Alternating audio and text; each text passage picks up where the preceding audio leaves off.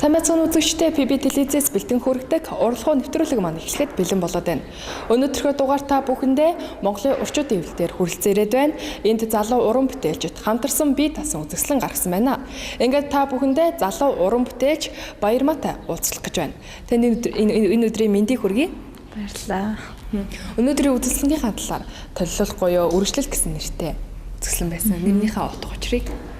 За, үргэлжлэл гэдэг нь ерөөсөө одоо манай альма багш маань реализм чиглэлээр зурдаг байхгүй.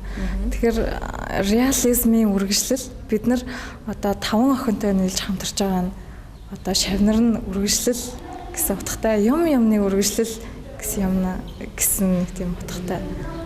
Үргэлжлэл гэж нэрийг өгсөн юм. Уран бүтээлч одоо хэр олон уран бүтээлийг тавьсан байгаа таны бүтээлүүдээс? Миний бүтээлээс за нэг 7-8 бүтээл байгаа. Нийт гэвэл за нэг 70 эдэн бүтээл бараг 80 жоо бүтээл нийт тавьсан. Уран бүтээлүүд гэх юм бол ямар сэдвэр хвчлэн зурдаг вэ? Би бол ер нь бол сэдвийн хувьд бол хязгааргүй. Гэтэ миний яг гол баримталдаг уран зургандаа гол баримталдаг чухал зүйл бол ерөөсөө дүрслэл тий одоо хүмүүсийн тэр олж хардаг тийм ээ итгээд санан өнцөг бүхий тэр дүрслэл өнгө одоо жишээ нь гэтэл одоо энэ зурган дээр тийм ээ. За ойлоо бүтээлээ тайлбарлая л. За тэгээ. Энэ бүтээл маань тусгал 1 гэсэн нэртэй бүтээл. Тэгээ яагаад тусгал гэсэн бэ гэвэл одоо морины хөлнүүд усан дээр тусч байгаа. Одоо энэ үзэгдлийг миний хувьд бол одоо яг дүрслэлийнхаа хувьд айгуу тийм сонин шимшигтэй айгуу гоё үзэгдлэнтэй харагдсан байхгүй юу. Тэгээд өнгөний хувьд гэх юм бол цэнхэр өнгө, хөх өнгө дотроо цэнхэр гэдэг маш олон өнгө байдгиймаа гэдгийг одоо зөвхөн цэнхэр өнгөний тэр сайхан чанарыг харуулахын тулд илүү тодтогч тэгээд нэлэнхүүдээ ер нь нэг тоонтой цэнхэр өнгөөр хийсэн.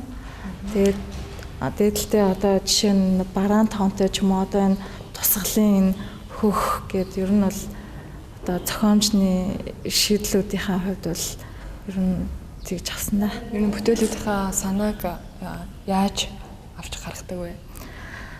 Угаасаа би бол тэгж боддөг юм. Миний л хувь үзэл бодолтой уран бүтээл гэдэг бол тий амьдрал дээр үргэлж байдаг энгийн элементүүд энгийн л одоо хүн өдөр тутамдаа харж явдаг тэр байгалийн гой сайхныг би урлагаар илэрхийлт юм болов тэгж хүмүүст хүргэдэм болов гэж боддөг шин. За дараагийн бүтээл маань тусгал 2 гэдэг саяны тусгал цуурлын маань 2 дугаар бүтээл байна. За энэ дээр би ерөөсө хүний нүд гэдэг чинь угаасаа аюу гайхалтай зүйл шүү дээ. ертөнцийг харах тал тэр утгаараа би хүний нүдийг дүрсэлсэн байгаа. Гэтэ энэ нүдэн дээр зөвхөн нүдийг нь тоцдохын тулд би нүдийг нь маш тод хийсэн. Тэгээд яагаад энэ дүлээ хараар хийсэн бэ гэвэл хүний нүд чинь угаасаа тий ямарваа нэг юм дурлахаараа илүү их сониучрахаараа ч юм уу одоо нүдний хүүхэн хараа айгуу туйлдаа хүртэл томордог штэ. Тэгээ тэрийг илүү их одоо тодтогч би дүлээ хараар нүдийг дүрсэлсэн ба. Ер нь та уран бүтээлээ тойроход хэрэг хугацаа шаарддаг вэ? Бүтээл бол тойроход ер нь тухайн үеийн зураачийн эмоцоос л ер нь шалтгаална да. Тэгээ энэ хоёрыг тусгал 2 цувралуудыг бол ер нь нэг сар гарan зурсан. Хоёулангийн. Дараагийн тусгал 3 гэж гарах уу? Гарна. Үргэлжлүүлнэ гэж би бодож байгаа шин. Ер нь тусгал 3 нь дараагийнх дээр нь ямар бүтээл гарах вэ? Тэрийг ноц үлдээ. За тэгвэл таны уран бүтээлийг харахаар хөвчлэн цэнхэр өнгөд голчлон харагдаж байна та. Таны стил имижийг бол цэнхэр өнгө тодорхойлж болдог гэж дүгнж болох уу? Тий. Би өөрөө айгүй тийм хөх талдаа цэнхэрдүү талдаа өнгөнд айгүй их дуртай. Ер нь манай монголчууд чинь бас их хөх тэнгэртэй цэнхэр өнгөнд л бас их дуртай байдаг шүү дээ. Тэр утгаараа. Тий, тэр утгаараа би цэнхэр өнгөийг л ер нь ингээд зураач хүн одоо ямарваа нэг юм сүүдрийг таглахдаа цэнхрээр тагладаг шүү дээ. Энгийн хүмүүс харахтаа бол яг нэг хараар ч юм уу саарлаар хардаг байж магадгүй. Зураач хүн бол өргөлж цэнхрээр хардаг юм. Би эхлээд сүүдрийг нь таглаж явдаг. Гэхдээ тэрнээс илүү тэгэхээр би ер нь хөх хүмүүнд илүү их дуртай да. За дараагийн бүтээл маань этюд гэсэн бүтээл байна л да. Этюд гэдэг нь ямар утгатай үг юм болоо? Этюд гэдэг маань ерөнхийдөө одоо нэг зураач хүн байгаль дээр очиод шууд одоо харагдсан тэр гой дүрслэлийг шууд өнгөөр тэмдэглэхийг этюд гэдэг байхгүй. Гэтэ би энэ жижигээр этюд хийжсэн тэрийгээ ер нь томруулсан л да. Гэтэ миний яг энийг томруулсан гол зорилго нь гэх юм бол ерөөсөө ногоон өнгөтэй бас ногоон өнгө чинь дотроо ямар олон өнгөтэй байлаа. Газар ингээд шууд харагдангууд ямар олон гэрэл сүүдэр тусаад ямар олон байдаг төрөлсөн байдаг үлээ. Тэрийг л харуулахыг хичээсэн дээ. Зураачд ер нь бол их аялдаг шүү дээ тий. Таны аялсан орон гэх юм, орнууд гэх юм бол одоохондоо аялаагүй байгаа юм. Монгол нутгаараа авчлаа аялдаг. Тий, би ер нь Монгол нутгаараа л их аялах дуртай. Ар хангаа, хөвсгөл тий аль болох гоё гэсэн газруудаар. Энэ этюд хаанлах аялдаг. Энэ эсрэг тасархаад хийсэн. Тий, этюд. За дараагийн бүтээл нь юу? За дараагийн бүтээл маань натур гэсэн бүтээл байна л да. Энэ дээр болохоор эмэгтэй хүн сууж байгаа дүрс хамарч хувцсгүй харагдаж байна. Тий. Одоо энэ бол ерөөсөө л тий эмэгтэй хүний тэр гоо сайхан тий одоо бүцгэн биений гоо сайхан гэдгийг л харуулахыг хичээсэн юм аа. Гэтэ тэр ч утгаараа биш л дээ. Би ер нь бол угаасаа одоо уран зургийн хэллэгээр бол одоо бичлэлт гэж ярьдаг л да. Одоо хүний одоо биен дээр туссан одоо тэр гэрлийг те бичлэлээр илүү их тодтогч те гаргаж өгдөг баггүй миний бүтээлүүд. Тэгэхээр ер нь бол яг тэр утгаараа л би ер нь бүтээлд бас их дуртай юм байна. Натур гэхэр нэг гэсэн одоо энэ харж байгаа зурсан гэсэн үг те. Тий харж агаад шууд амьдаар зурсан да. Ер нь та бүтээлүүдээ хамгийн хайртай нэг гэсэн бүтээл байдаг шүү дээ. Таны хувьд гэх юм бол миний хадаа бол хамгийн анхны уран бүтээл байгаа да. Хамгийн анхны сэрийг тайлбарлаж ярьсан бүтээл байна. Одоо саяны тусгал 2 цоврал байна. Тэрийг одоо өргөжлүүлэе гэж бодож байна. Уран бүтээлч бүр өөрөөсөө онгод байдаг шүү дээ. Онгодоо хэдэн үед орохыг хүмүүс бүр мэддэж штэ. Минийх бол өдөр ордог, минийх өглөө ордог гэдэг. Таны хувьд гэх юм бол таны онгод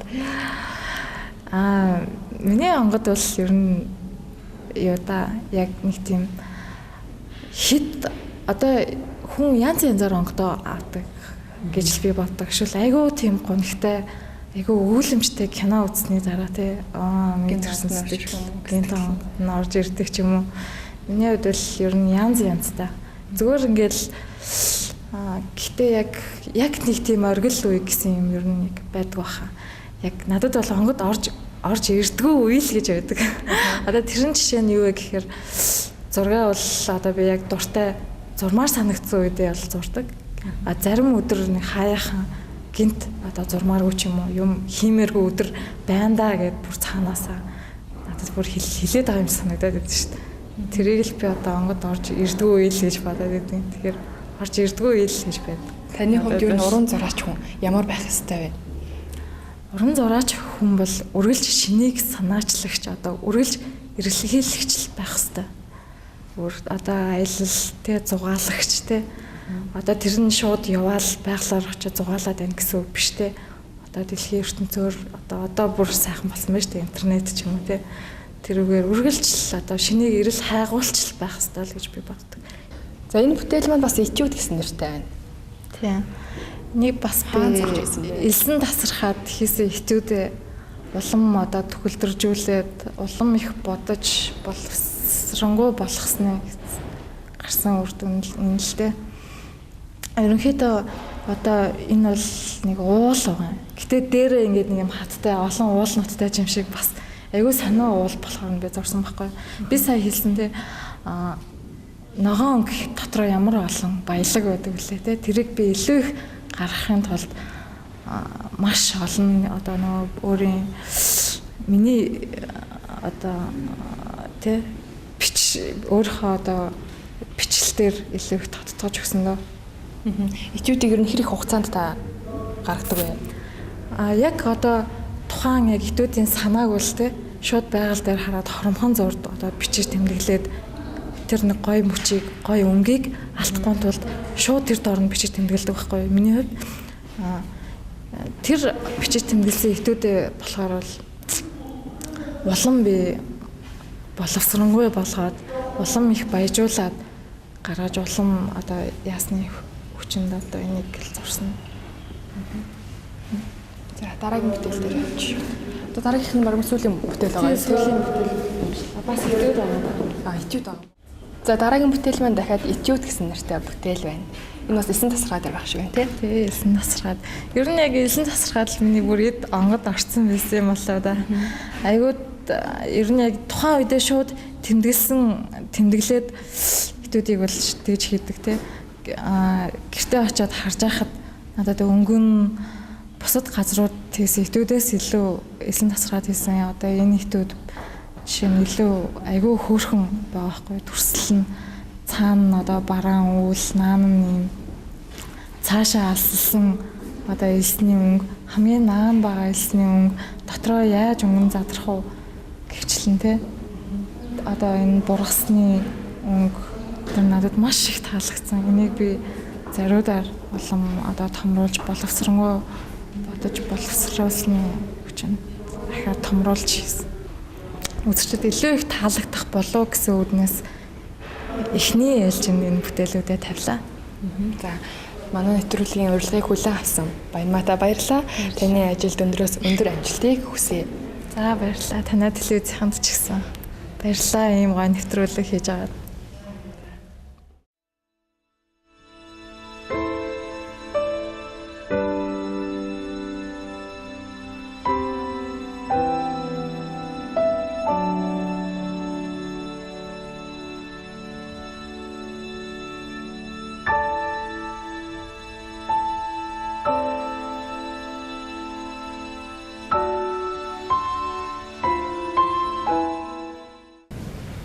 Урлаг уран зураг сонирхдаг залуустаа зориулж та бүхэндээ залуу уран бүтээлч Даваа нэмийн цуврал хичээлийг хүргэдэг үлээ.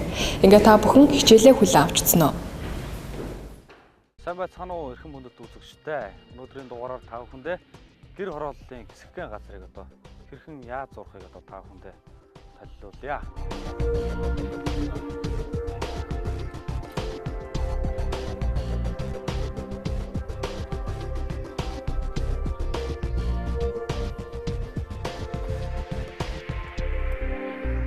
За мөн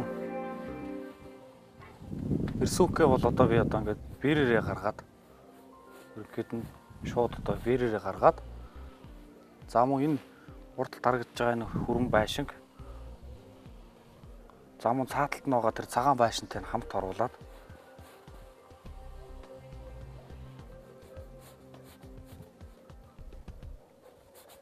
зурж үзүүлъя та бүхэндээ.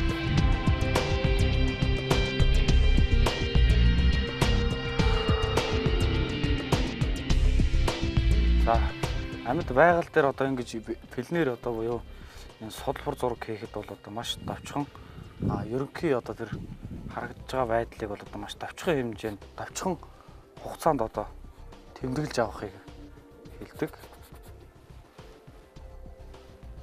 Өөрөөр хэлбэл одоо нэг акшныг одоо тэмдэглэж ийн гэсэн үг.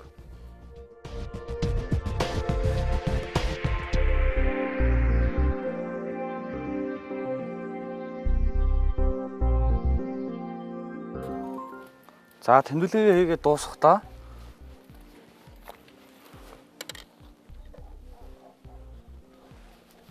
ерөнхийд нь бол хамгийн эхлээд фоноос эхлээ ажилдаг гэж та бүхэнд бол түрүүчийн дугаараар бас нэвтрүүлэгт орж явахад хэлж ирсэн.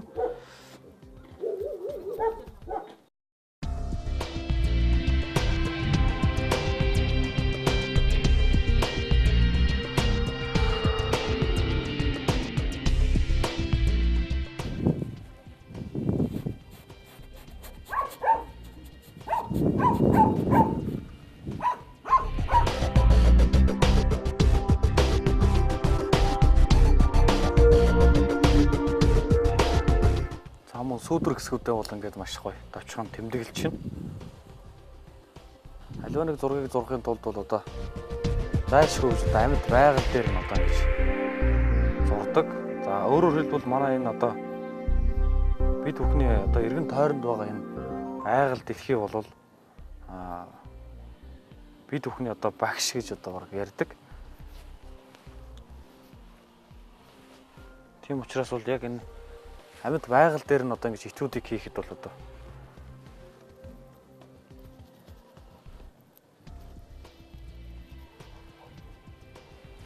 яг байгаа бодит зүйлийг харж одоо ингэж бэлнэр хийхэд бол одоо маш их өгөөжтэй байдаг.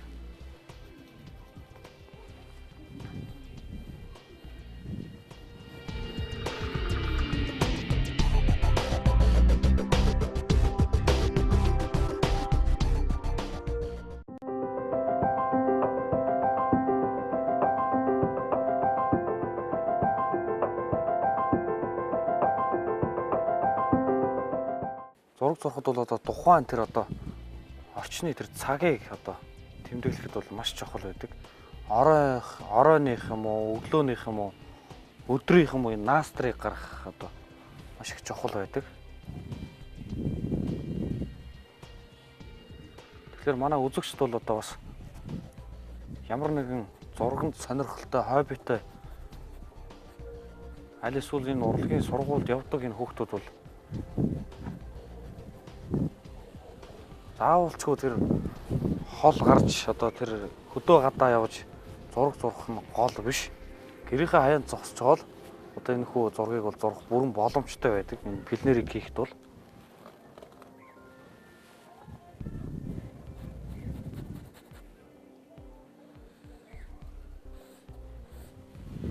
за тосон будгаар зурхад бол таглалт бол одоо маш их чухал байдаг. Таглалтыг маш зөв тавьчих юм бол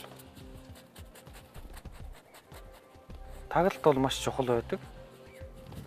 Тийм учраас та бүхэн таглалтыг маш зөв таглах хэрэгтэй. За тосон будаг бол хүндээсээ хөнгөрч явдаг. Өөрөөр хэлбэл цагаан будгийг бол одоо нэг хэрэглэхгүйгээр цагаан будгийг бол хамгийн сүүлд нь гэрэл дээр нь ажилдаг.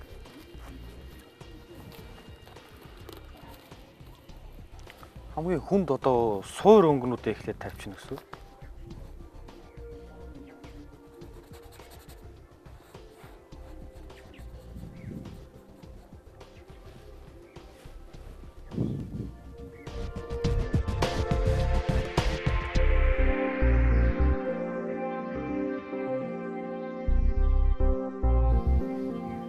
За мөн одоо тэн дээр бас орооны одоо нар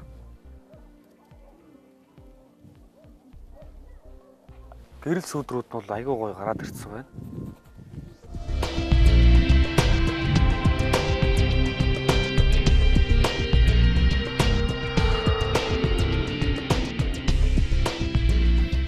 За 6 бол ерөнхийд нэг таглалтаа хийгээд ерөнхийгөөсөө бас нарийн лөө явдаг. Уран зураг болвол яагаад ч хөө болоог багт нь бол одоо энэ шонгийн мод зоод одоо наатлын 1-р планууд дээр бол хамаагүй бас ажиллаж болохгүй. Ажлууд хоорондоо бас булаацалтаад бас мөн мөнгө нь бас хэрдэх тийм магадaltaй учраас хамгийн цаатлынхаа фоноос эхэлж ажиллах хэрэгтэй байдаг.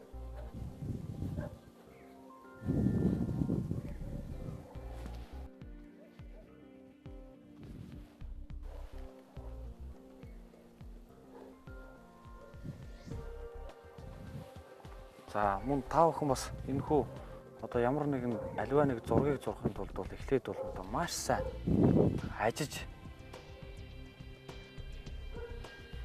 ийж тэр хүү зургийг одоо бас зурх хэрэгтэй байдаг.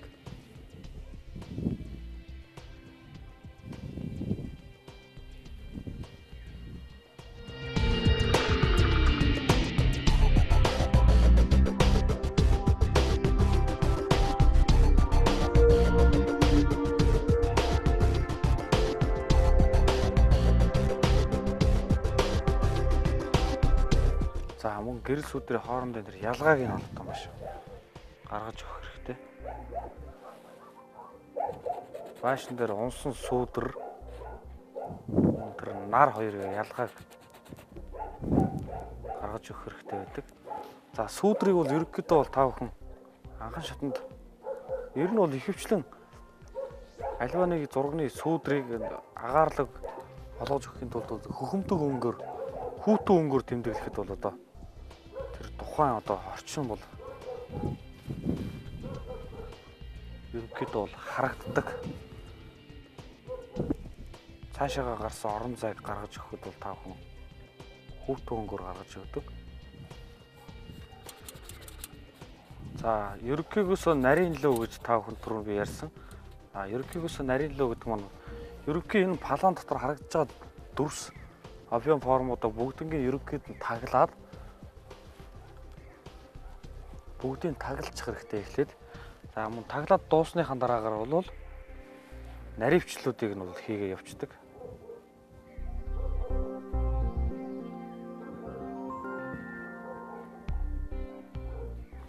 За наривчлал гэдэг маань бол одоо ерөнхийдөө гүйцэтгэл гэсэн үг.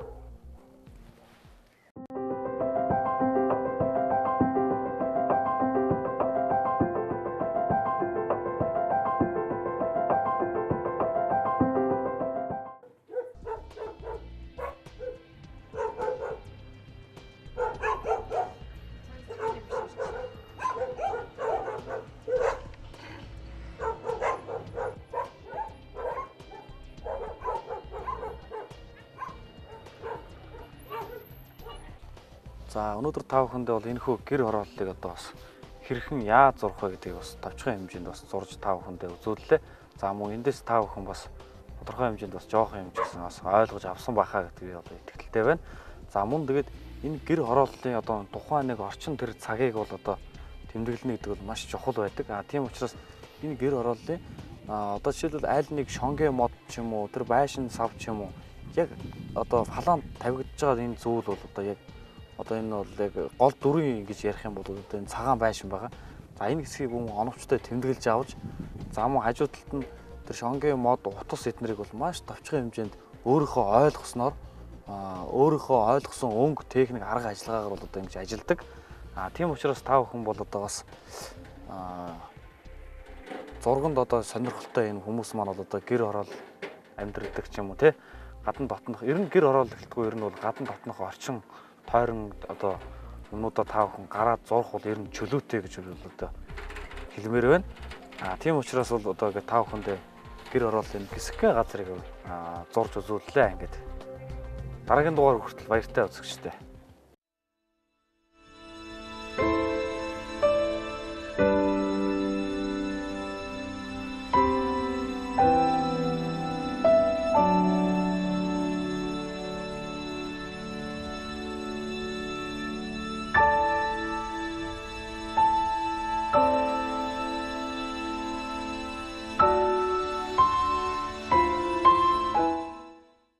ПБ телевизээс бэлтэн хүргэдэг урлагийн нэвтрүүлэг маань энд хүрээд өндөрлөж байна. Мэдээж нэвтрүүлгийн төгсгөлд та бүхэндээ алдартай оддын хөрөг зураг хэрхэн бүтдгийг танилцуулах болно.